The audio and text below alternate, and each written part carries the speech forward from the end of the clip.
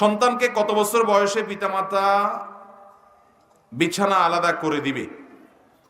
সন্তান একটা নির্দিষ্ট বয়সে যাওয়ার পর পিতামাতার উচিত সন্তানকে পৃথক বিছানায় শোয়ানো। এমনকি তাদের নিজেদের মধ্যেও দুই ভাই দুই বোন বা ভাই বোন একসাথে তারা যথাসম্ভব থাকবে না। একান্ত গরিব মানুষ, নিতান্তই তার থাকার অনেকগুলো কক্ষ নাই, অন্তত বিছানাটা পৃথক হবে। আর বিছানাও সেরকম রাখার জায়গা নেই, তো অন্তত একটা খাটে মাঝখানে বড় কোনো বালিশ, বড় কোনো পার্টিশন থাকবে, একটা কম্বলের ভেতরে একটা কাঁথা, একটা লেপের নিচে অন্তত শোবে না। কারণ ইসলাম আমাদেরকে পুত পবিত্র করতে চায়, ইসলাম আমাদেরকে সুন্দর করতে চায়। ইসলাম মানুষের জীবনের সমস্যা হওয়ার আগে থেকে বাদ দেওয়ার যে দর্শন, সে দর্শনের কথা বলে। আল্লাহর পক্ষ থেকে মনোনীত দিন হওয়ার কারণে আল্লাহ জানেন বান্দার কোন পথে গেলে এর পরিণতিতে খারাপ কিছু হবে। এই জন্য আগে থেকে আল্লাহ তাআলা সাবধান হতে বলেন। আপনার ছেলে মেয়েদের আপনি যদি একসাথে মাখামাখি করেন এবং একটা বয়সে পৌঁছানোর পরও তাদের প্রতি আপনি পৃথক বিছানা করার এই সিদ্ধান্ত, নবী সাল্লাল্লাহু আলাইহি সাল্লামের এই নির্দেশকে যদি আপনি না মানেন, তো এর কারণে বহু মূল্য আপনাকে দিতে হতে পারে, যেটা আপনি কল্পনা করতে পারবেন না।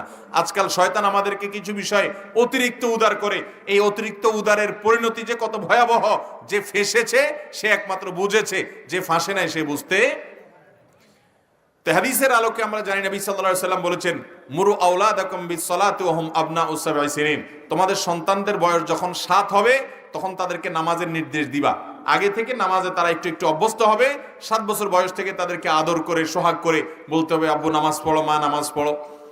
আর যখন তাদের বয়স 10 হবে তখন নামাজ না পড়ার কারণে তাদেরকে শাসন করো। কারণ প্রাপ্তবয়স্ক হওয়ার আগে আগে তাকে নামাজে অভ্যস্ত করতে হবে। এবং সেই সাথে বয়স যখন 10 হবে তাদের বিছানা পৃথক করে দাও। কারণ তারা একসাথে একই বিছানা, একই কাঁথার নিচে, এমনকি দুই ভাইও যদি শোয়, দুই বোনও যদি একসাথে থাকে, হয়তো কোনো সমস্যা হবে না, কিন্তু সমস্যার দুয়ার উন্মোচিত। ইসলাম দুয়ার বন্ধ করে।